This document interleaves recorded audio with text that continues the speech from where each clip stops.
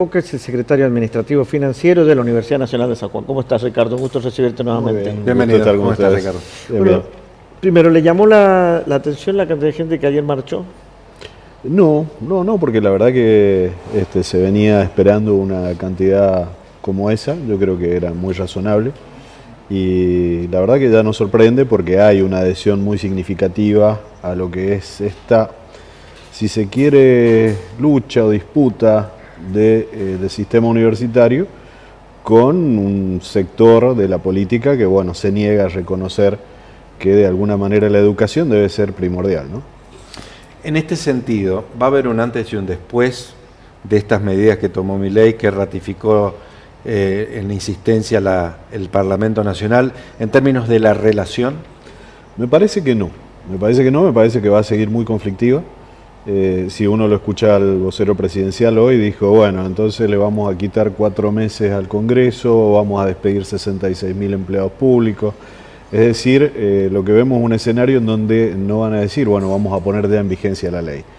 Van a haber inclusive, yo creo, dilaciones que de alguna manera impliquen judicializar o no. Amenazas de judicialización hay. Sí, que yo creo que no la van a hacer ellos. Van a buscar que la haga el propio sistema, sí, o algo por el estilo, ¿no? Ahora, dijo el presidente Milei que les van a dar un 5% por sobre la inflación. No, eso es absolutamente erróneo. ¿Por qué? Porque cuando uno proyecta lo que queda hasta diciembre, el ejecutado del 2025 da exactamente 4,8 billones, que es lo que el presidente ha anunciado, es decir, está diciendo les voy a dar lo mismo con lo que funcionaron en el 2025. Esto implica que si se aprueba el presupuesto, ya vos tenés un presupuesto fijo de funcionamiento durante el año.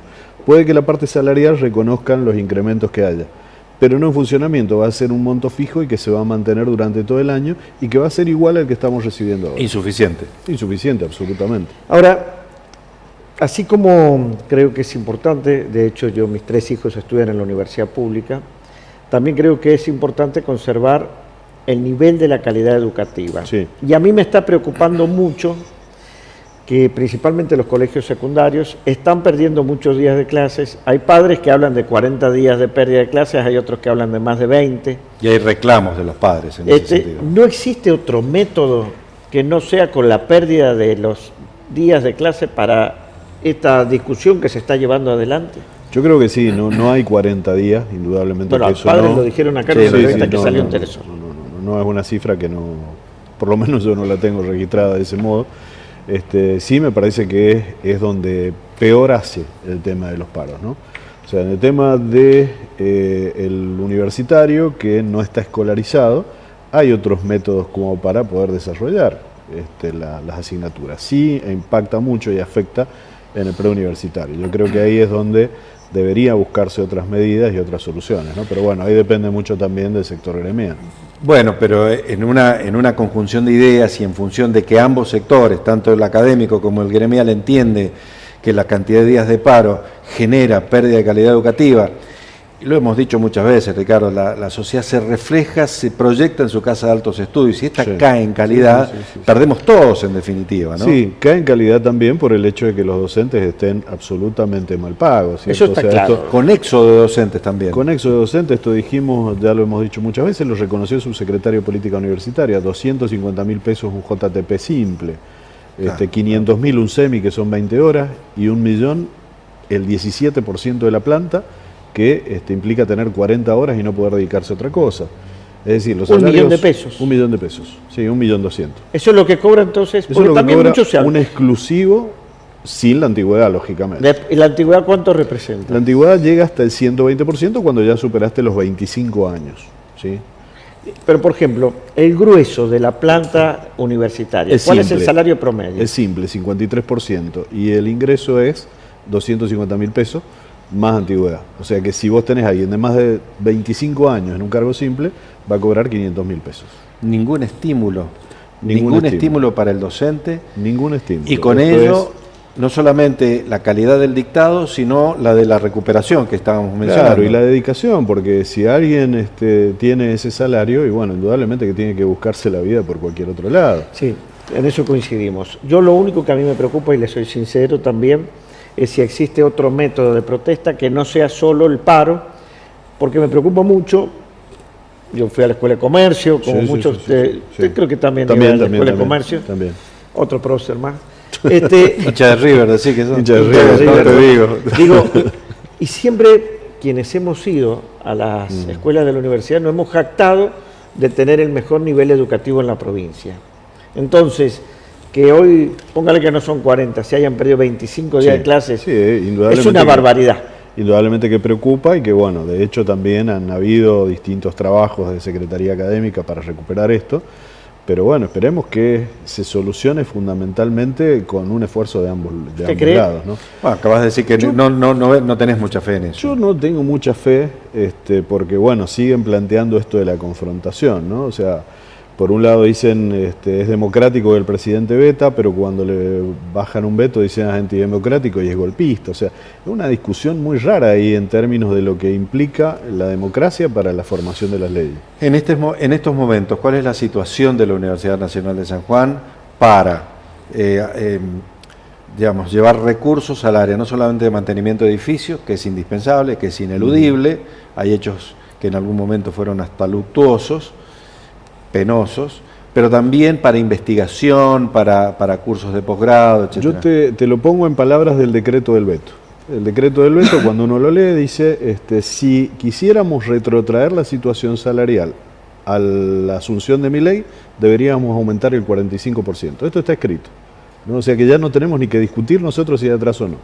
Respecto a funcionamiento, el propio decreto dice, si tuviéramos que dar lo que corresponde, deberíamos erogar X cantidad. O sea, estamos más o menos un 30% por debajo en gasto de funcionamiento. Se desarticuló totalmente el programa de infraestructura universitaria.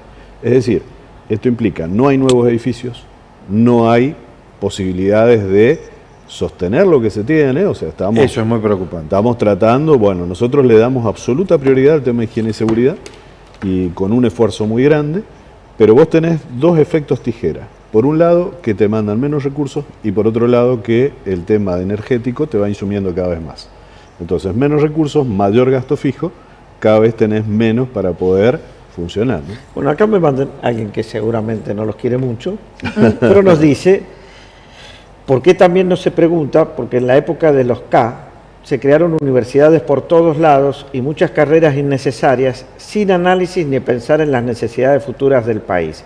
También muchas carreras en la Universidad Nacional de San Juan. A lo que yo le agregaría muchos crónicos. A ver, vamos por parte. Primero, creación de universidades, absolutamente importante, porque se crearon en lugares donde no existían, y esto hace que la matrícula haya crecido en nuestro país significativamente. Es una de las mejores matrículas de Latinoamérica en términos de universidades. ¿Y en términos de egresados? En términos de egresados estamos un poco por debajo de Brasil, por ejemplo, porque bueno, nosotros tenemos un ingreso irrestricto que en algunas carreras se regula con curso de ingreso. Crónicos, tenemos el informe de autoevaluación, más o menos el 58% se recibe en tiempo y forma, que no son los 5 años teóricos, porque generalmente requerís un año más. Después tenés un 30% que se recibe hasta 3 años después, y después una parte muy menor, que son aquellos que trabajan, estudian o que dejaron circunstancialmente de hacerlo por alguna cuestión, ¿no? Y que vuelven. Pero la verdad que... ¿Pero qué porcentaje se recibe sobre el total que ingresa? Porcentaje que se recibe sobre el total que ingresa en universidades nacionales está en el orden del 25%, fluctuando de acuerdo a cada año. ¿Pero ¿Ese por qué? porcentaje aplica a la Universidad Nacional de San Juan, Ricardo? Estamos un poquito mejor. ¿Pero por qué pasa esto? Porque en primer año se van muchísimos alumnos. ¿Y por qué se van muchísimos alumnos? Porque no les gustó la carrera y eligen otra, o porque dejan de estudiar, o porque trabajan y no pueden estudiar. El 86% de los alumnos de nuestra universidad trabaja y estudia. Eso implica necesariamente una ralentización. Yo trabajé y estudié. Eso implicó que se ralentizara un poco también la carrera, ¿no? Después me tocó ser docente de algunos, Sí. de algunas personas, pero bueno. Muy bueno. Mirá, buen profesor Está seguro. viendo la cara. Buen profesor No seguro. tuve la mejor nota. De los resultados Bueno, charlamos en otro aprobado, momento. Pero aprobé. Claro. Esa risa cómplice No, dice todo. no, así que bueno, yo creo que siempre hay espacios de mejora, pero bueno, se tiran números muy al voleo. Por ahí uno escucha esto de los rectores ganan 10 veces más que un funcionario. La verdad que es muy poco serio, ¿no? Entonces se crean Tal vez estos sea un mitos argumento muy populares. básico ese. Se crean unos mitos populares en donde se asignan ciertos números y demás que no existen.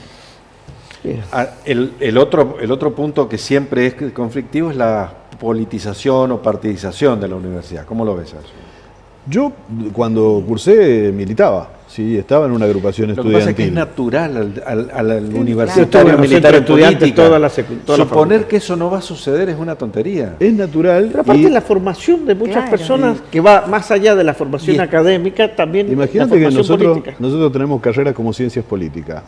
¿Qué le decía a uno? Mira, usted tiene que venir a estudiar y no me tiene que hablar de política. Imposible. Claro, Imposible. Yo en economía, ¿qué le digo a mis alumnos? No hagan análisis crítico de la economía, digan, no, está bien lo que pueda pasar. O sea, a ver, es con natural a la vida Los del grandes universitario. movimientos sociales se gestaron en las universidades y fueron los estudiantes los que los motorizaron. O sea, Exactamente. pero es una crítica que se escucha. Sí, ¿no? exigirles Sí. para otorgar beneficios determinada aprobación de Rendimiento, por materias y supuesto. rendimiento. Exactamente.